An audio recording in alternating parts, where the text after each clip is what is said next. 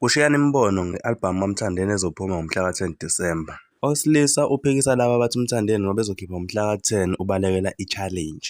Cha bhuti, angilwisani nawe futhi angikuzondi futhi angisoze ngakuzonda bhuti. Kodwa-ke into engi-understanda ngomculo noma ngingasiwo umhlaziyi ngumuntu ochaza ibongo.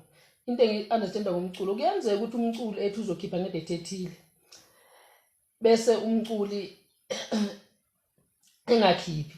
Uthola ukuthi useqede konke yena acanga ukuthi uzokwenza kube ukuthi umsebenzi usele ezandleni zabantu basestudio ngoba okunye kumele sikwazi ukuthi umculi uyacula eqede ishiye yonke into bese kuba khona abantu izandla eziningi okudlulwa kuzo ukuze umculo uphumelele esandleni sabo efikelele ebantwini. And kunezinto ezithile ezibhekwayo ukuthi i-album singayidedela ihambe seku right. Engicanga ukuthi mina ngizosho ngamagama abantu nje futhi ngiwabeke. Mhlambe uManqele kungenzeka ukuthi yena ngokwakhe iplay night ngomhla ka-3 uzobe se-right. Wathi mangabe sefika kwathi hayi ngomhla ka-3 ndoda kuzobe ngakabi right kuze kube right nge-10.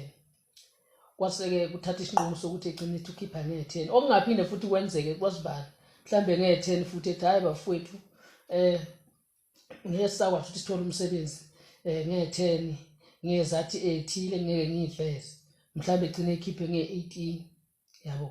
So ngikhalelele ukuthi ke kuthiwa ubalekela i-challenge. Ngiyakhalela lelo gama lelo ukuthi ubalekela i-challenge ngoba bafowethu zikhona izimo kanjalo noma ngingakaze ngicule futhi ngingakaze ngikhiphe futhi ngingasobe ngacula futhi ngingasobe ngakhipha kodwa ngiyazi ukuthi umsebenzi womculo uye ufika ucula uqede wena mculo kwesinye isikhathi ubambezeleke ngenhlelo zakotudo noma ngenhlelo zakoproducer wathi angazi kahle ukuthi yini lapho kodwa ke khona into ecishe mayibe njalo. Ngixolisa nje webhuti ukuphambana nawe kodwa angiphambani ngokumbono futhi angiphambani ngokuthi mhlambe sixabane. Nami ngizama ukuveza nje isayidi engilibonayo ukuthi kungenzeka ukuthi mhlambe uManqele akabalekelanga ngempela i-challenge. Kungenzeka ukuthi nawe ushawe ingqinamba zakhe eziqondene naye. Ngeke naye ephoqa ukuthi khipheni umsebenzi ekubeni ngempela singakashaya isikhathi. Ngixolise kubo bonke abantu abangithandayo ukuthi mhlambe bona ukuthi ngithatha isayidi. Cha, ngithatha isayidi nje siyakhuluma siyaxoxa nami ngumuntu ofana nabantu bonke ovuka ekuseni ephuza itiye edle njengabo bonke abantu ophila hayi ukuthi nami ngiyisilwane.